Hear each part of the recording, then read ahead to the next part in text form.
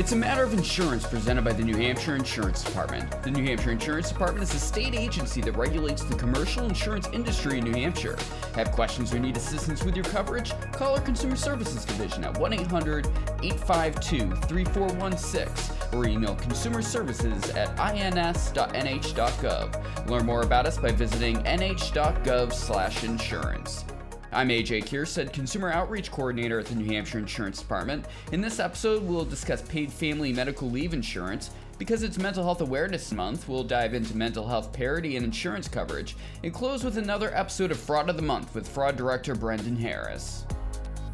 Roni Karnis, Life Annuity and Ancillary Health Legal Counsel for the New Hampshire Insurance Department, recently published an article in the New Hampshire Bar News titled Introduction to New Hampshire's Paid Family Medical Leave Program. Let's dive into this important subject that has also been a focus for Governor Chris Sununu.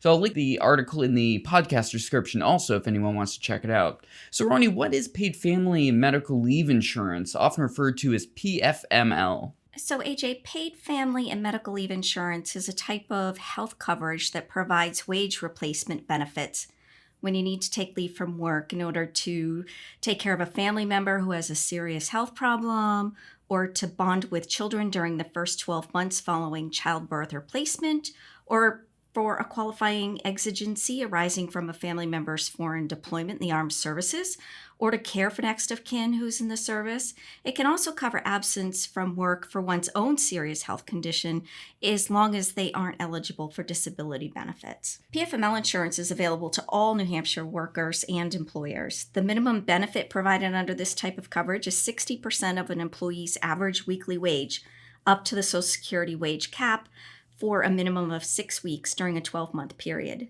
Family members include spouse, domestic partner, children, and grandparents. But some policies may provide richer benefits, such as up to 12 weeks of leave, or it can be expanded to include other family members, such as siblings, just so long as it's delineated for the consumer in the policy. So as I referenced, there's the state employee risk pool, then there's the employer pool, and the individual pool. So if an employer decides that it does not want to sponsor a plan, an individual can opt to purchase the insurance through the state-administered individual risk pool. And that means that the individual will contact MetLife. They would fill out their application form and know that their premiums would be limited to no more than $5 per week. Now, the benefits available to individuals through that individual risk pool would be the mandatory minimums, which is 60% of the employee's average weekly wage for 6 weeks during a 12-month period. Those individuals are subject to both a waiting period of 7 months and an elimination period of 1 week. The waiting period is a period of time where an individual is paying premium, but they're not yet eligible to access benefits.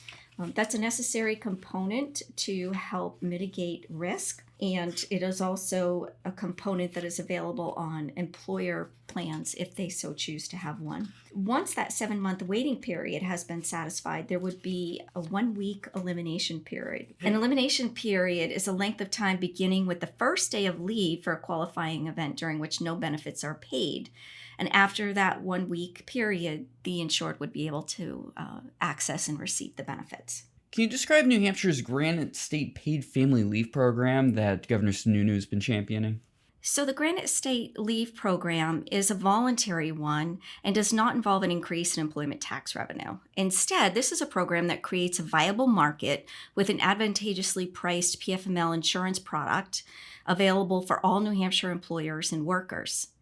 And they can access this insurance product if they choose. Now, New Hampshire accomplished setting up this market by, one, combining the contract for PFML insurance for state employees with a contract to make the same coverage available statewide, and then also acting as a premium aggregator for small employers in an individual risk pool, and as an incentive offering a business enterprise tax credit for employers that elect to sponsor and pay for all or part of the premium for their employees.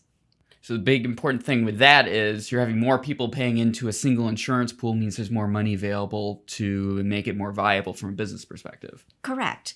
By linking the contract for state employees to have the insurance as a benefit increases the risk pool. It's sort of like an instant mini market, if you will, that made it a little bit easier for MetLife to come into New Hampshire and provide this insurance to all of New Hampshire businesses and workers. Does an employer have a legal obligation to participate in the Granite State Paid Family Leave Program? No, they do not. An employer does not have any obligation whatsoever to participate in the program. New Hampshire is a live free or die state, and this program is consistent with that motto. Any New Hampshire can sign up if it so chooses, and the employer can customize a plan that fits its needs. It can offer 6 weeks paid benefits or a more generous package of 12 weeks leave. The employer can even opt to have no waiting period or elimination period. And of course, it can choose to pay for all or part of the premium associated with the coverage. And if the employers who purchase New Hampshire paid family leave from MetLife, they will be eligible for a business enterprise tax credit equal to 50% of the premium that they pay on behalf of their workers. What are some tips for the consumers when it comes to navigating paid family medical leave? First, it's important to coordinate your absence from work with your employer. And if you know that you're going to need time away, contact the insurance company to find out what kind of documentation you need to submit for your claim. If possible, submitting paperwork ahead of time will make things easier. Caring for someone with a serious health condition can be very challenging, and you're going to want to focus on that rather than claim paperwork. Also, know that benefits can be accessed for a qualifying event in increments in as little as 4 hours. Leave does not have to be in consecutive full days or weeks. All the leave periods needed to care for your family members or to bond with your children will be aggregated, and all the leave periods will count towards meeting the elimination period. Consumers should know that an elimination period can't be any longer than 1 week. Anyone that wants to learn more about the Granite State Paid Family Leave Program should definitely visit paidfamilymedicalleave.nh.gov. They're also on Facebook and Twitter, so give them a follow for updates and news around this program, which is super helpful for the public here in New Hampshire. Thanks so much for joining me, Roni Karnis, Annuity and Ancillary Health Legal Counsel at the New Hampshire Insurance Department. May is Mental Health Awareness Month, and the New Hampshire Insurance Department is there to assist you with your coverage. We'll be joined by 2 guests on this important topic, including Consumer Services Director Keith Nyhan later on, to discuss how you can get help with your insurance coverage for mental health services. But first up, we're speaking with Maureen Belanger, Chief Examiner for Life and Health at the New Hampshire Insurance Department. Welcome to the show. Hey AJ, I'm glad to be here. So an important aspect of what we do at the department is ensuring we have a competitive marketplace for insurance coverage, and the term parity is often thrown around. What exactly does that mean, and what does it reflect on the marketplace? So that's a great question. Parity means in its simplest form that if a plan offers medical surgical benefits, then they offer mental health benefits, they have to offer them comparably. So they can't have any requirements that are more stringent or more difficult for patients to access mental health care.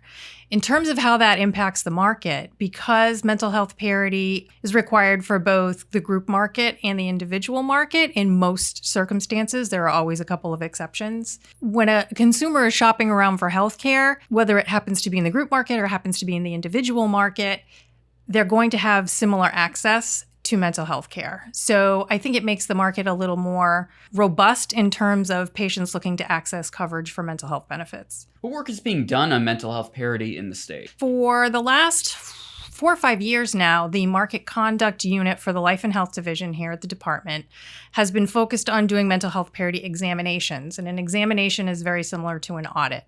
What we do is go in and look at health carriers and determine, are they really offering benefits comparably as they're required to do? And we can do a lot of upfront work where we're looking at contract language and we're looking to see how co-payments and deductibles are being applied from a policy perspective. But what does that actually mean in terms of how they're actually doing it? Like, what does the consumer actually end up paying for that? So there are various subsections within mental health parity, quantitative treatment limitations, which kind of like what they sound, they have some numeric value attached to them, like the number of visits or the amount of a copayment.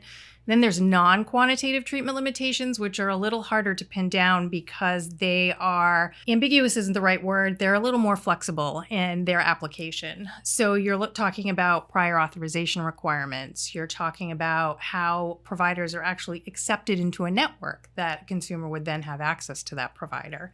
So what we've been doing is looking globally at companies and how they're operating in both buckets, but we spent a lot of time looking at non-quantitative treatment limitations, specifically provider reimbursement. So we just wrapped up those exams. We did some compliance assurance plans after that, and we finished those earlier this year. Moving forward, we're going to be looking at different aspects of non-quantitative treatment limitations. We're going to take a look at prior authorization and some other ways that companies are operating to make sure that consumers are getting access to the behavioral health care in a similar fashion to the medical surgical care. What are we doing at the department to improve the marketplace for mental health coverage as a regulatory agency, especially around statutory requirements? So that's a really good question. And I think in the past, the department has worked with a lot of stakeholders. We had a behavioral health advisory committee that met on a regular basis, and it pulled stakeholders together to talk about what could we do in the marketplace? What kind of barriers are consumers having, are providers having? And how can we remove those barriers or lessen them to make sure that folks are getting access to the care that they need? And I think that's something that would make a lot of sense moving forward, to continue doing some work in that area, to continue engaging with our stakeholders. We can help hold the insurance carriers accountable, but they're just one piece of the pie when it comes to getting access to mental health care in general. Thank you for joining me today. You're welcome. Thanks for having me. Important links on the topic are in the episode description, especially our Path to Parity presentation on accessing mental health and substance use disorder services through private insurance. Now I'm going to shift over to Keith Nyhan, the director of our Consumer Services Division. So Keith, if you are unsure what is covered by your insurance for mental wellness, what should people do? Great question, AJ. First and foremost, if someone's in crisis, seek immediate help. If that means going to an emergency room, please do so. If someone is not sure what is covered by the insurance company, call the company. On the back of every insurance card issued to a member, there is a phone number for customer service. Call. If there's any questions as to what type of behavioral health provider or which behavioral health providers are in network with your carrier, the company can help you do so. Yes, there are resources available on the company's website through various provider finder tools. Feel free, call the company, ask for assistance in locating somebody close to you who is within network. However, what's covered under an insurance policy is really one of the most important questions that a consumer can ask him or herself. How does the appeal process work for individuals that might have had problems getting their claims paid around mental health and wellness? I would say on average, just to kind of give you some numbers around this particular process, which is external appeal, we receive approximately 100 applications per year for external appeal.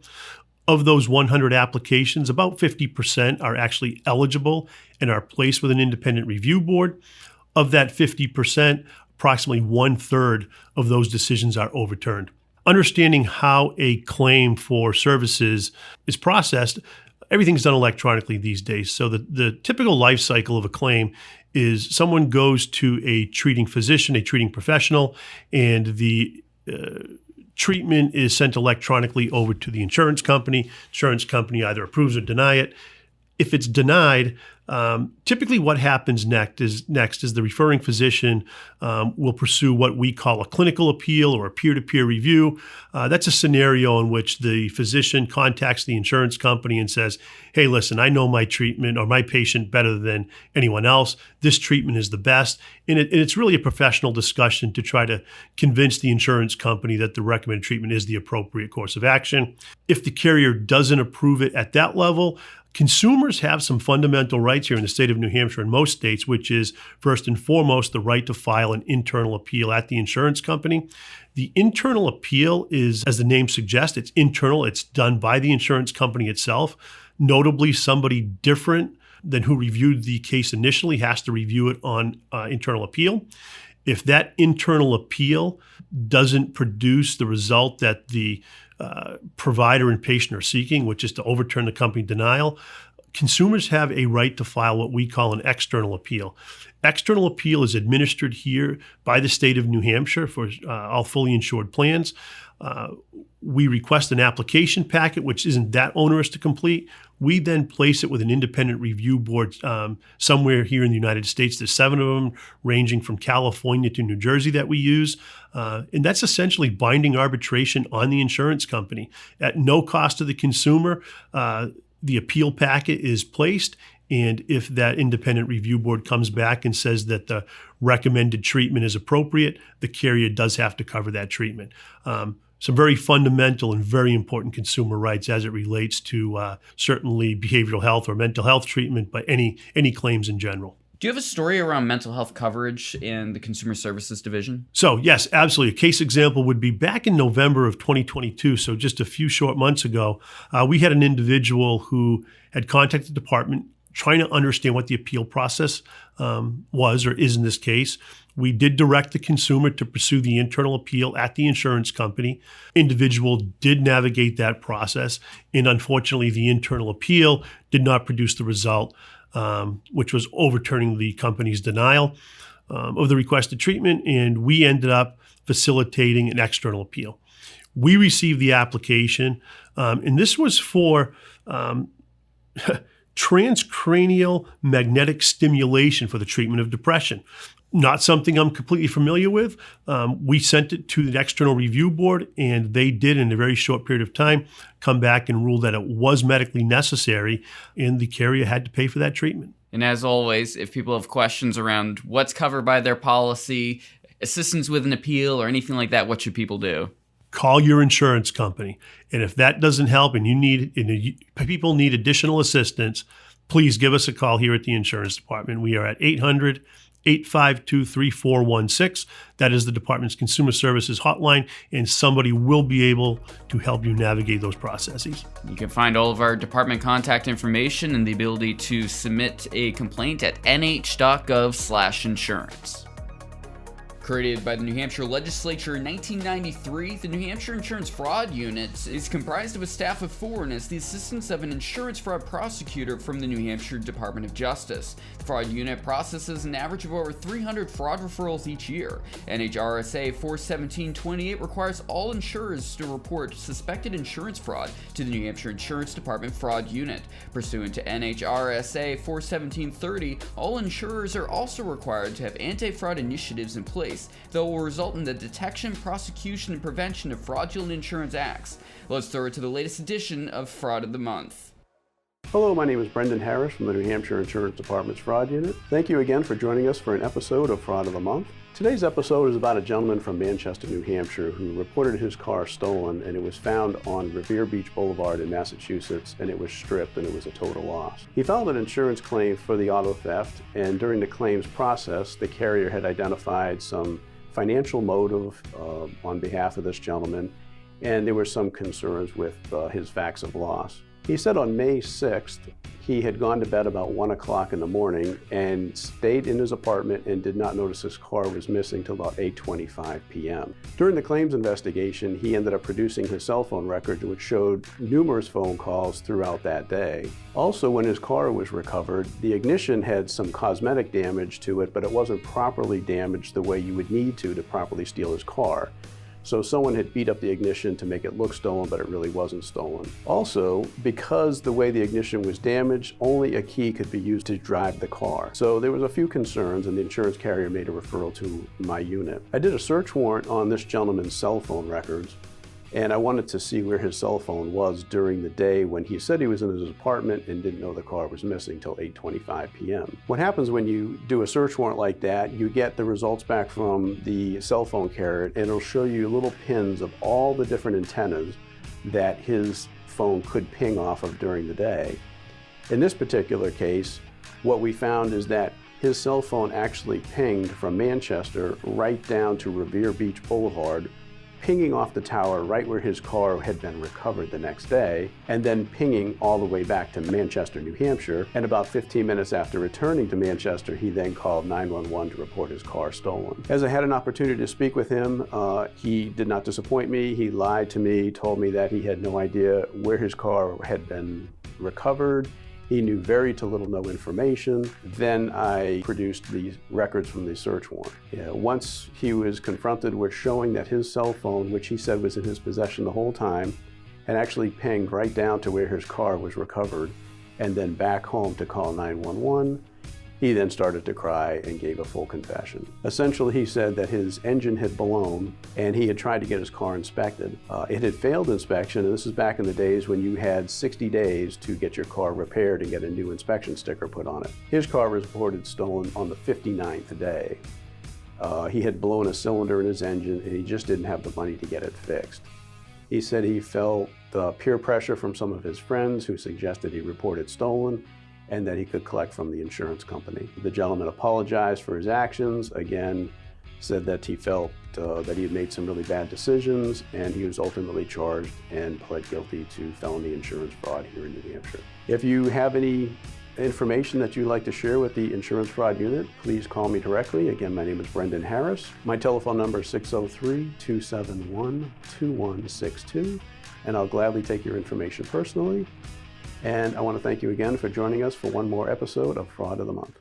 The Fraud Unit has a fraud outreach program. Staff will schedule community visits to discuss insurance fraud, its consequences, and how to recognize and prevent it. To set up an appointment for a fraud presentation before your group, or to report a possible insurance fraud crime, please call 1-800-852-3416.